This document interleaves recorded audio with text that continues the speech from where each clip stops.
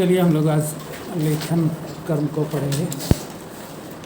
लेखन नोट करिए।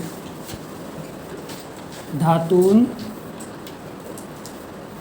मलान वा देहस्य विशोष्य उल्लेखयेत च यत्। नेक्स्ट लाइन से लेखनम तत् यथा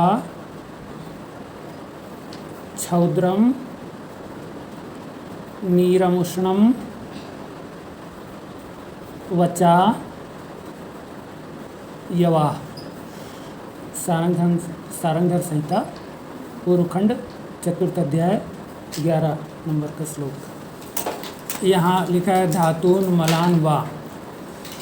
तो टीकाकारों ने इस बात पे टीका लिखी है कि धातून तो रस आदीन मलान वा ऐसा, लेकिन मलान वा जो अतिरिक्त कहा गया है वो अत्र मलान वा इति यद ग्रहणम कृतम तत् मनोदोष व्यवच्छेदार्थम, यानी मनोदोषों से पृथक करने के लिए मलान वा अलग से शब्द कहा गया है। जैसे मन की मलिनता भी होती है लेकिन उसमें लेखन कर्म कार्य नहीं करता, इसलिए मनोमालिन्यता से पृथक करने के लिए मलान वा शब्द अलग से कहा गया है।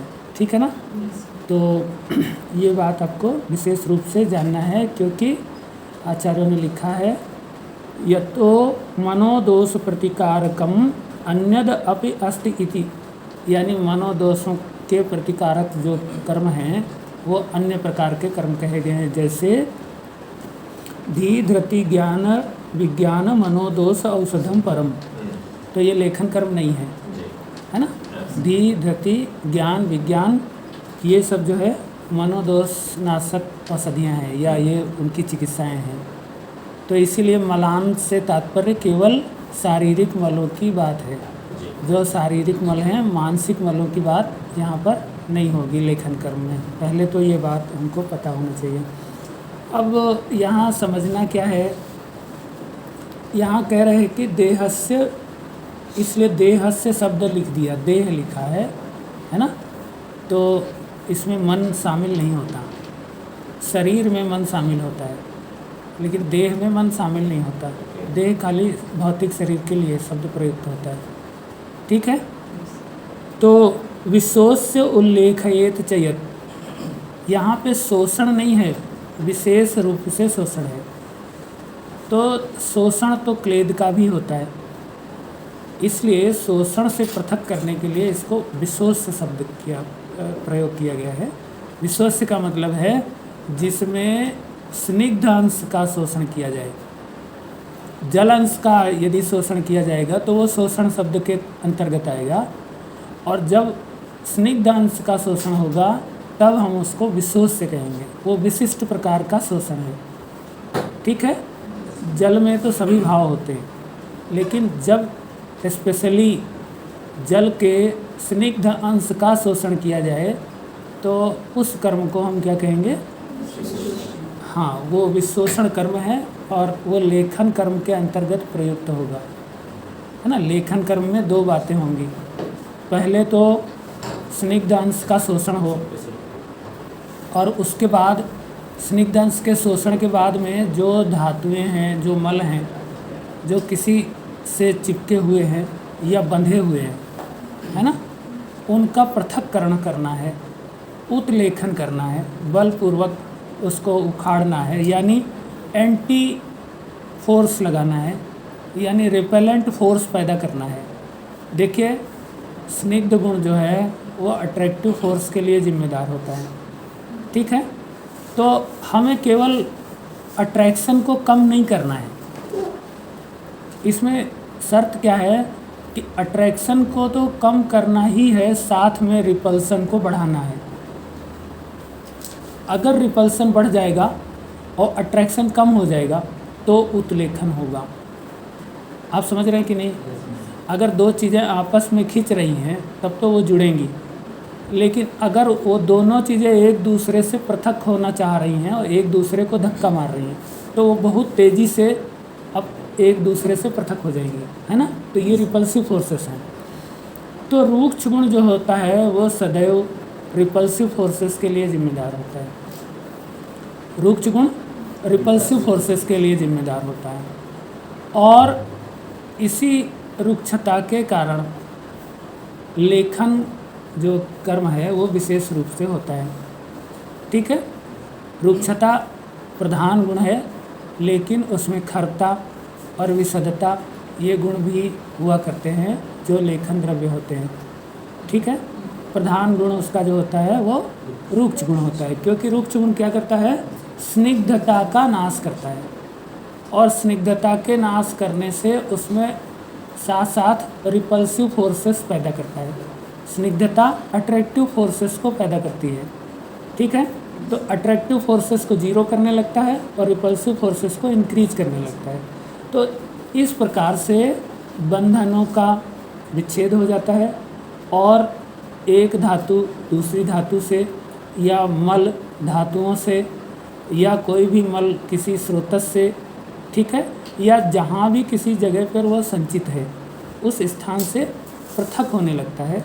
ठीक है, पृथक कैसे होने लगता है, ये क्रिया लेयर बाय लेयर होती है, क्योंकि स्निग्ध अंश का शोषण सबसे पहले बाह्य सतह पर होता है।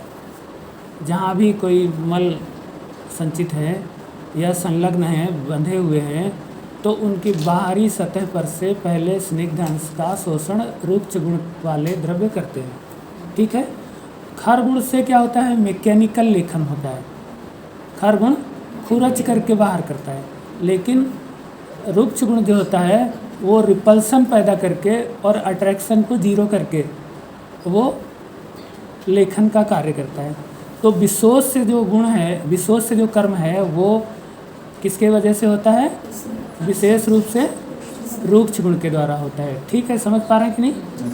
हाँ, तो इसमें क्या होता है कि पहले सबसे पहले बाहरी परत जो होती है वहाँ के स्निग्ध अंश का नाश हो जाता है और वहाँ रुक्ष गुण पैदा होता है, तो वो निचली वाली परत से रिपेल होने लगती है ऊपर वाली परत, और वो परत सीधे सीधे निचली परत से पृथक हो जाती है, अलग हो जाती है।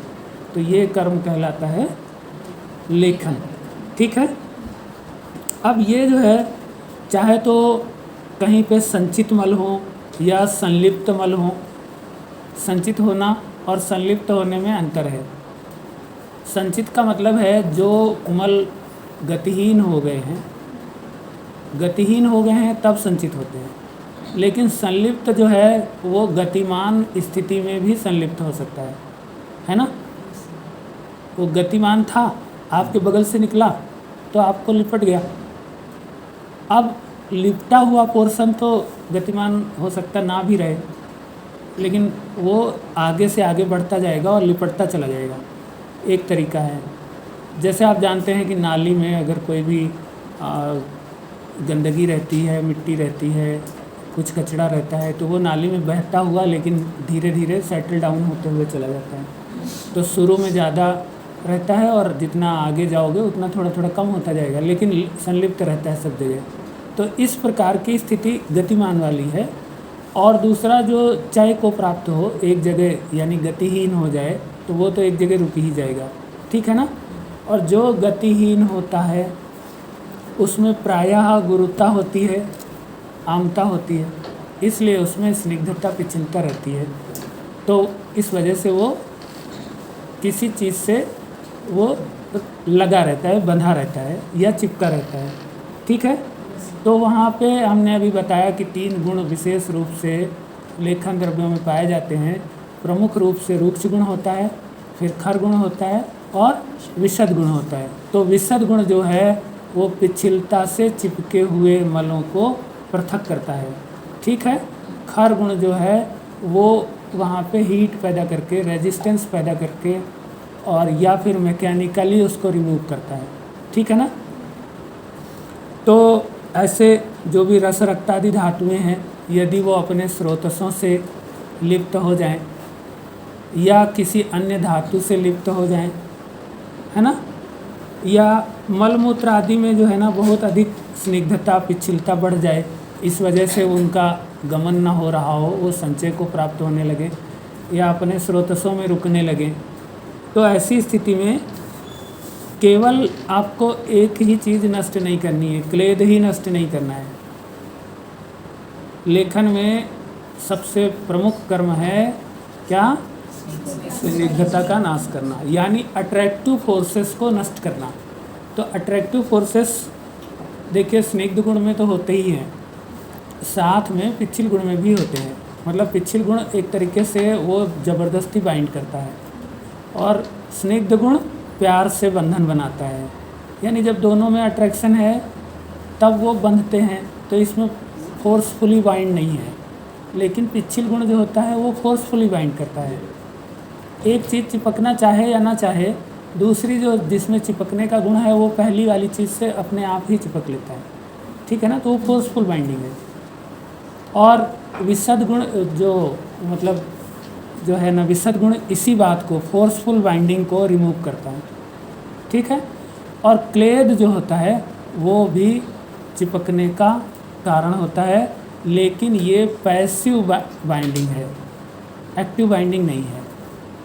देखिए दो एक्टिव बाइंडिंग है, स्निग्ध गुण वाला एक्टिव बाइंडिंग है और पिच्छल वाला एक्टिव बाइंडिंग है, लेकिन क्लेद वाला जो है वो पैसिव बाइंडिंग है, कोई नहीं चाहता फिर भी बंध गए, ऐसी स्थिति।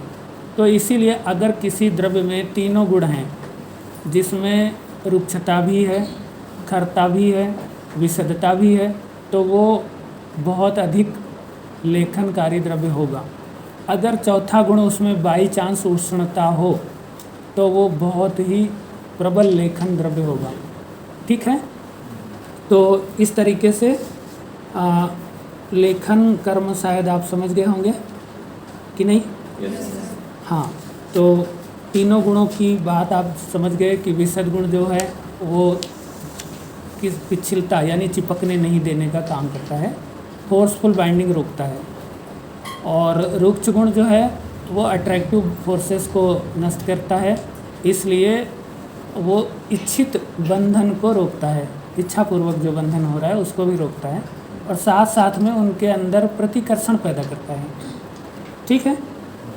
तो इनका जो हम लोग जो है अगर प्रयोग करते हैं तो शरीर के जो स्निग्ध अंश का शोषण हो जाता है, तब ये टूटते हैं, बॉन्ड ब्रेक हो जाते हैं, तो हम इनका प्रयोग कहाँ करते हैं? लेखन द्रव्यों का जो प्रयोग करना है, अभी हमको लेखन कर्म समझ में आया, तो उसका प्रयोग कहाँ करें? तो एक तो जहाँ धातुओं का अत्यधिक चय हो रहा हो, धातु उपचय जहाँ होता है ना, चय हो या उपचय हो, वहाँ लेखन की आवश्यकता रहती है। जैसे मेदस्विता है तो मेदस्वी व्यक्ति में लेखन कर्म की आवश्यकता है। मांस वृद्धि है, कई बार अधिमांस हो जाता है ना, अधिमांस जैसे दांतों के मसूड़ों में होता है। और इसके अलावा यदि मांस की वृद्धि हो रही है तो भी आपको लेखन कर्म करना है। वर्तम रोग में लेखन कर्म करते हैं, लेकिन वर्तम रोग में जो प्रायः लेखन करते हैं वो मैकेनिकल लेखन होता है ना, तो लेकिन उसमें लेखन होता है, इसलिए यहाँ पे लिखा हुआ है। फिर दंत विदर्भ में भी ऐसा ही किया जाता है, वो मैकेनिकल लेखन किया जाता है। रोहिणी में लेखन कर्म किया जाता है। रोहिणी नामक डिप्थीरिया नामक रोग को रोहिणी कहते हैं, तो इसमें भी लेखन कर्म करते हैं। अक्षी रोग में लेखन कर्म करते हैं, है ना। जैसा कि आप जानते हैं कि अगर कैटरेक्ट होता है तो लेंस के ऊपर लेयर जमती है ना, तो उसमें लेखन द्रव्यों का प्रयोग करने से लेंस के ऊपर लेयर नहीं जम पाएगी और परिणाम स्वरूप आपको साफ साफ दिखाई देगा, है ना। इसीलिए अंजन का प्रयोग करते रहना चाहिए। दुष्ट व्रण में लेखन कर्म किया जाता है, क्योंकि जो है अपशिष्ट धातुएं हैं दुष्ट व्रण की, उनको लेखन करके साफ कर दिया जाता है। जैसे आप देखते होंगे कि व्रणों में H2O2 डालते हैं ना, हाइड्रोजन पेरोक्साइड, वो लेखन द्रव्य है। तो उसको डालते ही आप देखते होंगे एक सफ़ेद सफ़ेद झाग सा उत्पन्न होता है और पूरे स्लफ जो है वो बाहर हो जाता है, ठीक है ना। तो वो लेखन कर्म है। इसके अलावा एथेरोस्क्लेरोसिस के केस में लेखन कर्म करते हैं। एथेरोस्क्लेरोसिस, बर्साइटिस का केस रहता है, वर्षा है ना, बर्साइटिस जो है उस केस में भी लेखन कर्म करना पड़ता है।